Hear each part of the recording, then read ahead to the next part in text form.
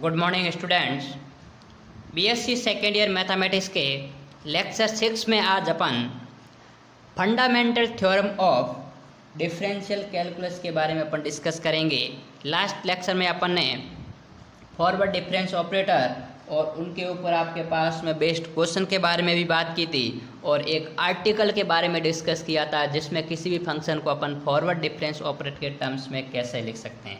तो आज अपन बात करेंगे कि fundamental theorem of differential calculus क्या कहती है और उसके ऊपर अपन क्वेश्चन को फॉरवर्ड डिफरेंस ऑपरेटर के हिसाब से किस प्रकार सॉल्व करते हैं। तो जो fundamental theorem of difference calculus है वो आपके पास में ये कहती है कि यदि आपके पास में कोई एफ ऑफ एक्स है, वो nth डिग्री का कोई आपके पास में पॉलिनोमियल अर्थात बहुपद है, तो उसका जो nवा डिफरेंस अर्थात nवा जो अंतर होगा वो हमेशा कांस्टेंट होगा और उसका n+1वां जो अंतर होगा वो 0 होगा। अर्थात इसके कहने का मतलब यह है कि यदि कोई फंक्शन दे रखा है और बहुपद के रूप में यदि वो 2 घात का है तो उसका जो आपके पास में सेकंड डिफरेंस होगा वो कांस्टेंट होगा और उसका थर्ड डिफरेंस 0 होगा। यदि 5 घात का है तो उसका 5वां डिफरेंस कांस्टेंट होगा और उसका 6ठा डिफरेंस 0 होगा। ये अपन को प्रूफ करना है कि आपके पास में कोई इक्वेशन दी हुई है कि ax³ + ax² + ax+1। इसका यदि अपन को डेल्टा पावर 6 निकालने कहे तो यहाँ पर देखिए अपन ने 6ठा डिफरेंस निकालना, लेकिन आपके पास में बहुपद 3 घात का ही है तो इसकी वैल्यू हमेशा 0 अपन कंसीडर करेंगे। तो पहले इसका मैं आपके पास में हिंट के रूप में बता देता हूँ कि इसको प्रूफ कैसे करना है, फिर इसके ऊपर निर्धारित अपन क्वेश्चन करेंगे जो कि एग्जाम पॉइंट ऑफ व्यू से मोस्ट इम्पोर्टेंट है।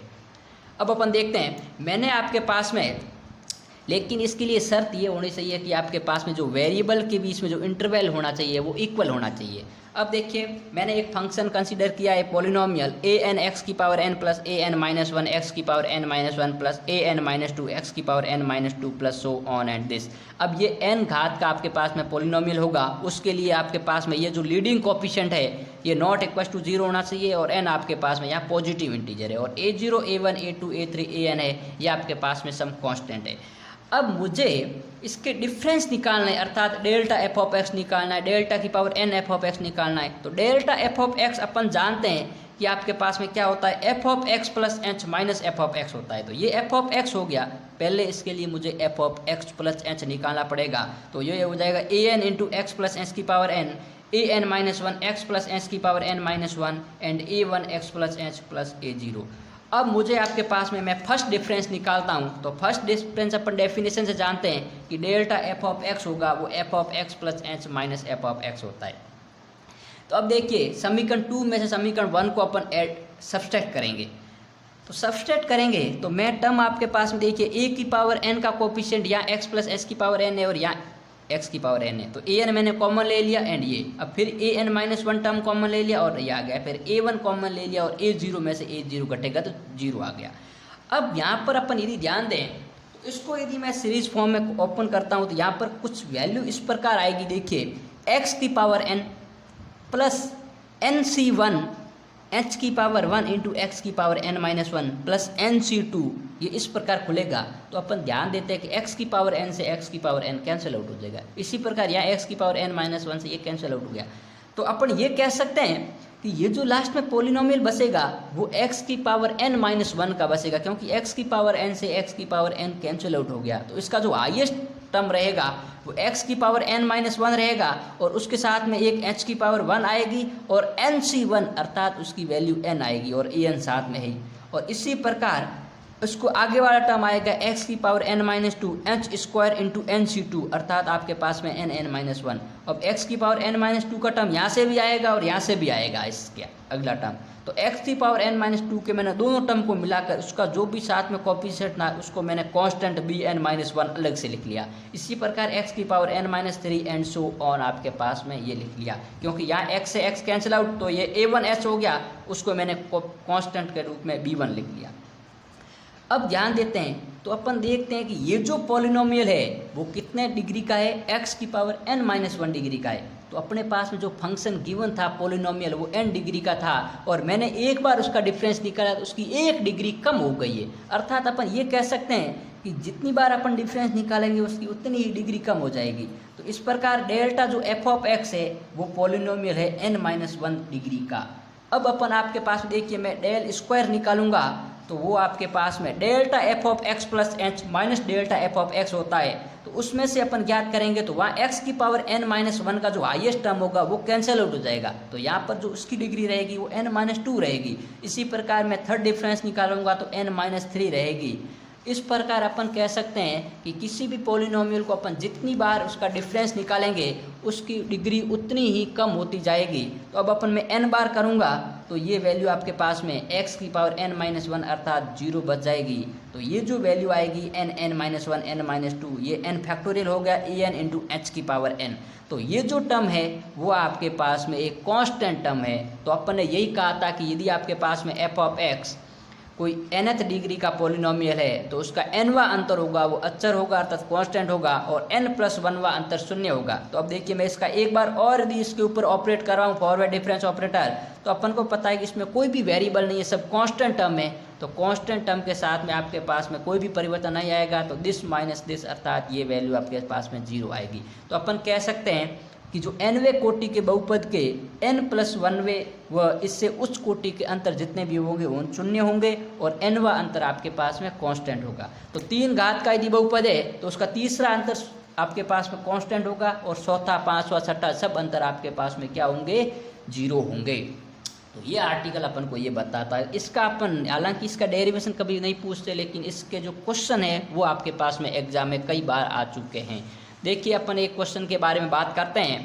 क्वेश्चन लिखा हुआ है आपके पास में delta to the power 6 a x minus one b x square minus one c x cube आपके पास में एंड आपके पास में जो एच की वैल्यू है वो आपके पास में 1 लिखी हुई है। फंक्शन ये लिखा हुआ है। अब मैं इस फंक्शन को यदि ओपन करता हूँ तो पहले मैं इन दोनों का मल्टीप्लाई करूँगा, दिया आएगा, फिर इन तीनों का मल्टीप्लाई करूँगा तो अपन को भी पता है x x square x cube मतलब 6 घात का कोई बहुपद बन रहा है अपने पास में। अब ये 6 घात का बहुपद है, अपन को निकालना डेल्टा की पावर 6 एफ ऑफ एक्स। तो यार डेल्टा की पावर 6 एफ ऑफ एक्स है। अब ये ऑपरेटर आपके पास में इसके साथ में भी होगा, इसके साथ डिस्ट्रीब्यूट प्रॉपर्टी अपन कंटिन्यू कर रहे हैं तो ये इसके साथ में भी ऑपरेट होगा, इसके साथ में भी होगा, इसके साथ में भी होगा। अब अपन ध्यान से यहाँ देखते हैं कि यहाँ डेल्टा की पावर 6 है और यहाँ एक्स की पावर 6 है, अर्थात इन दोनों की आपके पास में सेम है, अर्थात ये आपके पास में 6 डिग्री का है। तो इसका जो छठा अंतर होगा वो कांस्टेंट होगा और वो n फैक्टोरियल इंटू एच की पावर n होता है। तो यहाँ h का मान अपन कंसीडर कर रहे हैं 1 और n फैक्टोरियल तो n का मान 6 है अर्थात a b c into 6 factorial और h की पावर आपके पास में n होता है, h का मान 1 की पावर 6 1 होगा।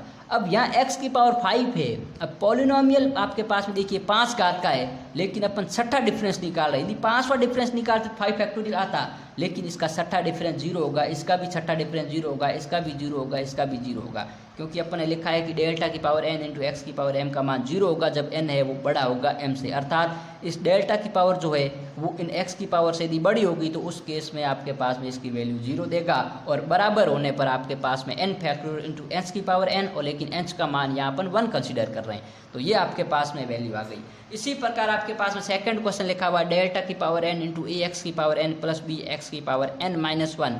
तो इसमें यदि अपन ध्यान देखें तो इसमें आपके पास देखिए nth डिग्री का है और अंदर जो आपके पास में टर्म है वो एक n का है एक n माइनस 1 का है। तो पहले इसके साथ ऑपरेट होगा और फिर इसके साथ में। तो यहाँ अपन ध्यान देते हैं कि ये आपके पास में टर्म एक कांस्टेंट बाहर आ गया, डेल्टा की पावर n इंटू एक्स की पावर n फैक्टोरियल हो गया और ये आपके पास इसकी पावर कम है अर्थात ये 0 हो गया। तो ये वैल्यू आ गई a इंटू एन फैक्टोरियल। तो इस प्रकार के क्वेश्चन आपके पास में fundamental theorem of difference calculus पे पूछते हैं, जिसमें आपके पास जो है अपन को इस प्रॉपर्टी का अपन यूज करेंगे तो आपके पास में बेहतर रहेगा। यदि अपन इसका डिफरेंस भी निकालेंगे, आप इसको एक बार ऑपरेट करवाएंगे तो यहाँ पर क्या आएगा x प्लस 1 की पावर 5 माइनस एक्स की पावर 5, क्योंकि अपन डेफिनेशन यूज करेंगे फॉरवर्ड डिफरेंस ऑपरेटर की, तो क्योंकि h का मान 1 है तो अब उसको एक्सप्रेशन को वापस ओपन करेंगे, फिर एक बार और ऑपरेट करवाएंगे, फिर ओपन करेंगे, फिर एक बार और ऑपरेट करवाएंगे, फिर इस प्रकार अपन को 6 बार ऑपरेट करवाना पड़ेगा। तो ये जो वैल्यू 0 आएगी, ये भी वैल्यू 0 आएगी, ये भी वैल्यू 0 आएगी और इसकी वैल्यू आएगी 6 फैक्टोरियल। ये आप कंसीडर करके भी देख सकते हो, 2 के लिए 3 के लिए आप देख सकते हो, आपको यदि वेरीफाई करना हो तो इसीलिए अपन इस आर्टिकल का उपयोग करते हैं, क्योंकि यदि अपन इसको 6 बार ऑपरेट करवाएंगे तो ये क्वेश्चन बहुत ही लंबा हो जाता है। तो इस प्रकार इस जो आर्टिकल का है वो क्वेश्चन करने में बहुत सारी अपन को हेल्प मिलती है। अब अपन बात करते हैं आपके पास में अपन ने देखिए fundamental theorem of difference calculus के बारे में अपने डिस्कस कर लिया, और आपके पास में सभी प्रकार के ऑपरेटर्स के बारे में भी अपन ने डिस्कस किया। अब अपन एक रिलेशन के बारे में डिस्कस करेंगे, जो कि आपके पास में रिलेशन कुछ इस प्रकार है कि अपन को forward difference operator, backward difference operator, shift operator, और ये आपके पास में एक जिसको अपन कह सकते हैं डिफरेंशिएट ऑपरेटर या अवकल संकारक जिसको कह सकते हैं, उनके मध्य किस प्रकार का रिलेशन होगा उसको अपन निकालेंगे। देखिए यहाँ जो अपन इसको अपन परिभाषित कर चुके हैं, फॉरवर्ड डिफरेंस ऑपरेटर को, बैकवर्ड डिफरेंस ऑपरेटर को कर सकते हैं, शिफ्ट को कर चुके हैं। अब अपन को यहाँ पर पहले मैं इसको पहले परिभाषित कर देता हूँ, फिर इसके मध्य रिलेशन निकालेंगे। तो अपन देखते हैं कि जो डी एफ ऑफ एक्स होता है वो d by d x f of x अर्थात differentiate with respect to x, और इसको अपन limit s tend to zero f of x plus s minus f of x upon h, जो कि प्रथम सिद्धांत से भी अपन लिख सकते हैं। अब अपन इसमें रिलेशन किस प्रकार निकालते हैं, तो एक आपके पास में देखिए फर्स्ट ईयर में अपन डिफरेंशियल कैलकुलस में अपन ने टेलर्स थ्योरम पढ़े थे। उस टेलर्स थ्योरम के according f of x plus h होता है वो f of x plus h times f dash x plus h square upon 2 factorial f double dash x plus x की power n upon f n x. ये जो है वो derivative है, first derivative, second derivative है, nth derivative.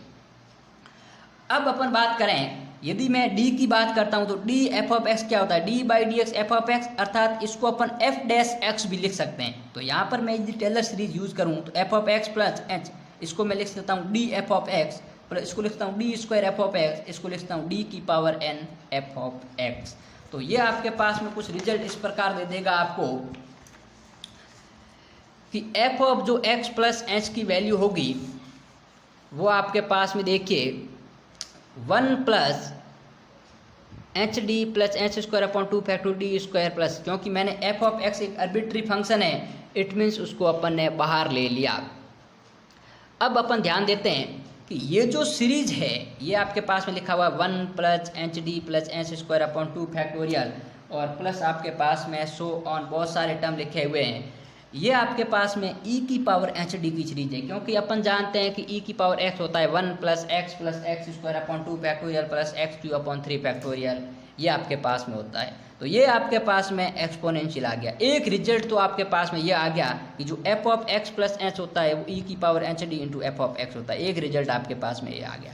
अब अपन जानते हैं कि जो F of x plus h होता है इसको अपन लिख सकते हैं ई एफ ऑफ एक्स। तो अब मैं इसको इक्वेशन 2 दे देता हूँ, फ्रॉम इक्वेशन 1 एंड 2 को यूज कर सकता हूँ।